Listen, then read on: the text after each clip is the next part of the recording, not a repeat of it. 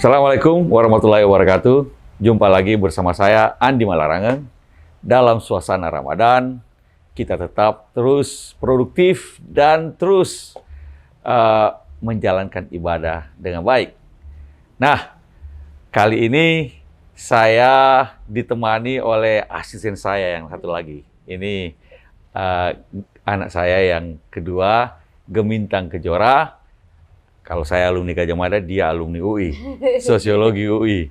Dan angkatan tahun berapa? Tahun 2012. 2012. Dan master dari Columbia University New York. Nah, kali ini kita masih tetap membahas tentang negara dan politik. Tapi kau kemarin baca berita apa yang mau ditanyakan? Ada berita, sempat heboh juga sebenarnya topiknya, itu tentang pokoknya Pak Mahfud cerita kalau Pak Jokowi ini bertanya-tanya lah, bingung. Kenapa sih kok kemarin masih ada demo, padahal katanya Pak Jokowi udah sempat bilang kalau beliau itu menolak perpanjangan ini masa jabatan. Dia bilang kan udah nggak jadi, saya udah bilang saya nggak mau perpanjangan masa jabatan. Sudah menegur menteri-menteri juga waktu itu ya? Iya, udah sempat negur menteri-menteri juga. Kenapa kok habis itu masih ada demo juga gitu? Karena alasannya tuh apa? Kira-kira ini sebenarnya masalahnya apa? Salah di masyarakat yang nggak nangkep-nangkep, atau apakah ada masalah di dalam komunikasi politik nih? Kira-kira gimana? Ya, ini menarik karena Presiden sebelum demo itu sudah bicara, menegur menteri-menterinya. Tetapi masih saja demo, masih saja orang masih menginterpretasikan Presiden punya kehendak apa sih? Masih menginterpretasikan apakah ini kata-kata bersayap atau bagaimana? Sebenarnya kalau dalam ilmu komunikasi politik, itu berarti mungkin juga ya bisa saja orang salah tangkap, tapi bisa saja komunikasi politiknya belum jelas betul, tidak tegas, ya kan begitu. Kalau kita lihat memang ketika itu Presiden menegur agar supaya menteri-menterinya berhenti bicara soal perpanjangan, bahkan soal 3 periode. Tapi menurut saya belum ada pernyataan Presiden yang tegas mengatakan saya tidak bersedia untuk diperpanjang masa jabatannya, tidak bersedia untuk 3 periode masa jabatan. Itu isu tersendiri kan sebenarnya. Selama ini kan perpanjangan masa jabatan sama 3 periode itu digabungkan seakan-akan itu 2 isu yang sama gitu. Padahal sebenarnya perpanjangan masa jabatan sama 3 periode itu kan 2 hal yang berbeda ya. 2 hal yang berbeda. 2 hal yang berbeda. Karena urusan perpanjangan masa jabatan, menambah 3 tahun misalnya, itu memang membutuhkan penundaan pemilu. Tapi urusan 3 periode masa jabatan tidak membutuhkan penundaan pemilu. Tapi bagaimana caranya amandemen konstitusi dilakukan yang memungkinkan Presiden Jokowi untuk maju lagi untuk periode masa periode ketiga masa jabatan. Jadi orang bertanya-tanya, kalau cuma yang dilarang bicara tentang perpanjangannya, bagaimana dengan 3 periodenya? Kalau cuma sekedar melarang menteri-menteri untuk tidak berbicara tentang perpanjangan ataupun tidak 3 periode, bagaimana dengan partai-partai politik pendukung? Karena ini hanya pada rapat kabinet. Bagaimana dengan partai-partai pendukung? Jangan-jangan masih boleh bicara. Bagaimana dengan relawan-relawan? Apakah turut dilarang apa tidak? Bagaimana kalau masih ada gerakan-gerakan clandestine yang ingin menggerakkan kebulatan tekad gaya Orde Baru dan segala macam. Orang masih bertanya-tanya. Karena tidak ada hal pernyataan tegas. Memang kalau pernyataan tegas itu baru ada tentang perpanjangan periode baru-baru ini ya. Jadi perpanjangan masa jabatan. Karena Presiden Jokowi sudah bilang tidak mau, akan tetap dilaksanakan pada pemilu tanggal berapa? Ya, tanggal 14 Februari 2024. Dengan demikian itu sudah cukup tegas menurut saya. Jadi urusan perpanjangan masa jabatan selesai. Iya, betul. Persoalannya 3 periode Belum, sudah iya, betul. ikut mati tidak?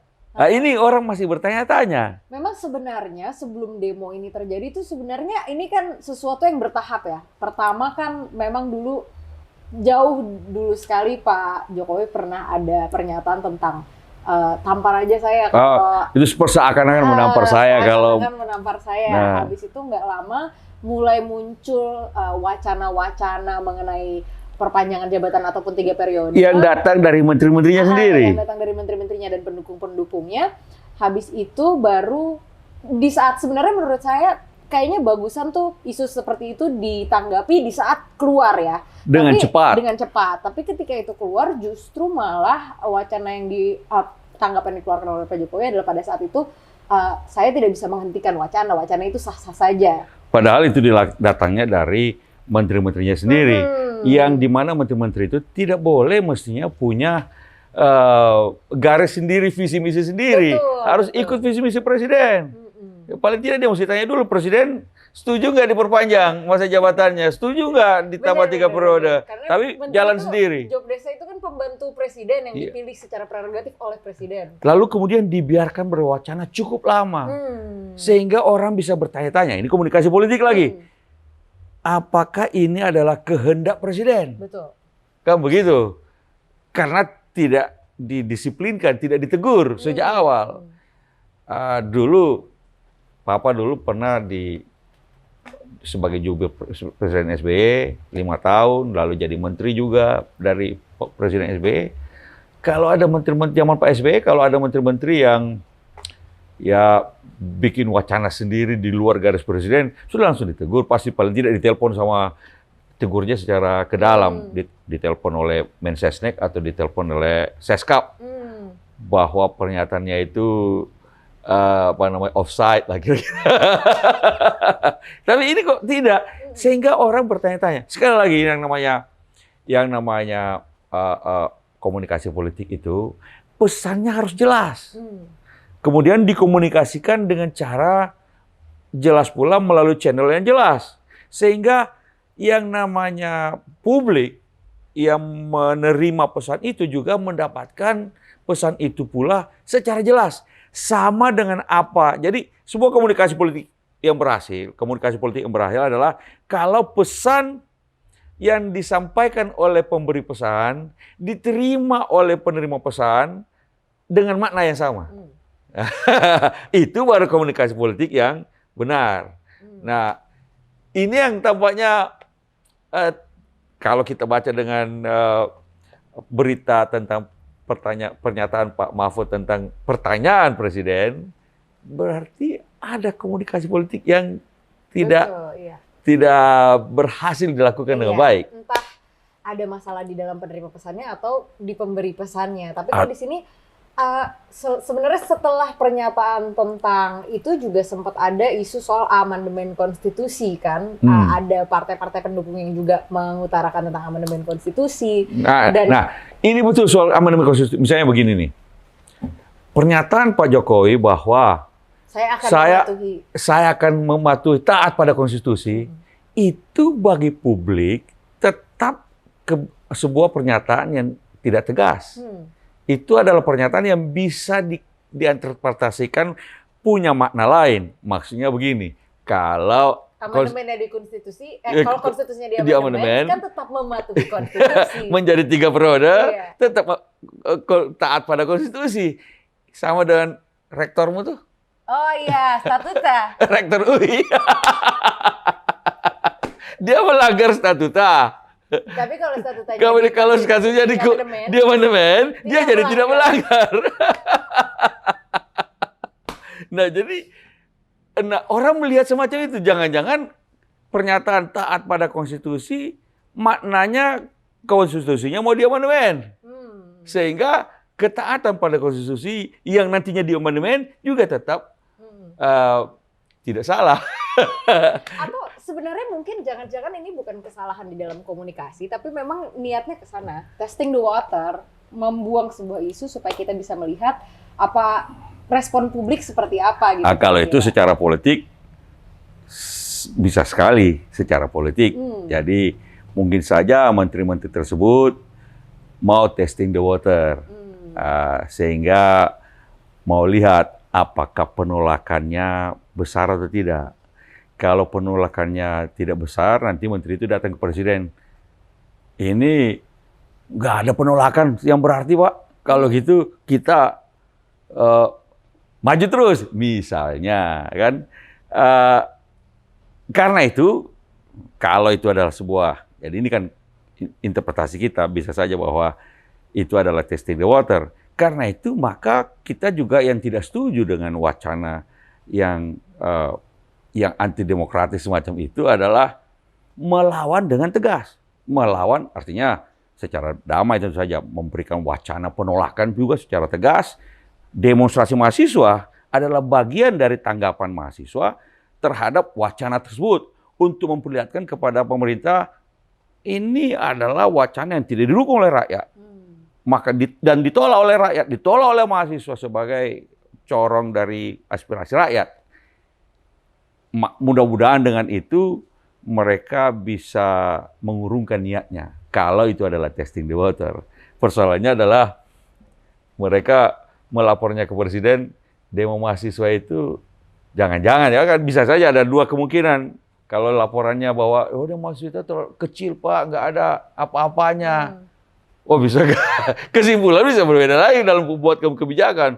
Tapi kalau mudah-mudahan laporannya bisa utuh dan laporannya bisa sehingga nggak perlu lagi adalah testing the water itu. Betul. Jadi sebenarnya kalau seandainya memang Pak Jokowi mau tidak bingung dengan tanggapan masyarakat mengenai wacananya, sebenarnya penting menurut kita mungkin untuk Pak Jokowi untuk lebih tegas atau lebih jelas menyampaikan.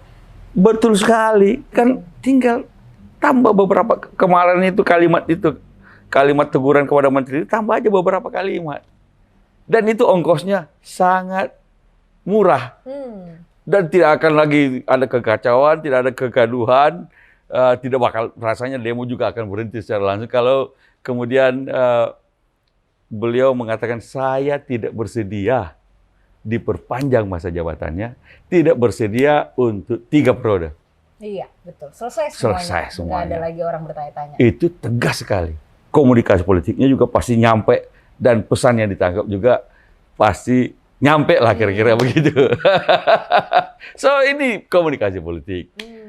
Menarik ya. Jadi memang kalau misalnya sebagai pemimpin sebuah negara mungkin sebenarnya punya kewajiban untuk tidak hanya membentuk atau mengurus negara secara langsung secara polisinya atau secara kebijakan dan undang-undangnya, tapi ternyata bagaimana beliau berkata-kata, menyusun kata-katanya di dalam maksudnya itu dapat mempengaruhi bagaimana masyarakat bereaksi di dalam negara. Betul, tersebut. Karena ini kan pada posisi sebagai pemimpin negara dengan kekuasaan paling tinggi, tertinggi dengan dan itu juga secara politik dalam demokrasi, maka pernyataan dari seorang presiden itu bisa mengubah situasi. Kalau di Amerika namanya the bully pulpit of the presidency.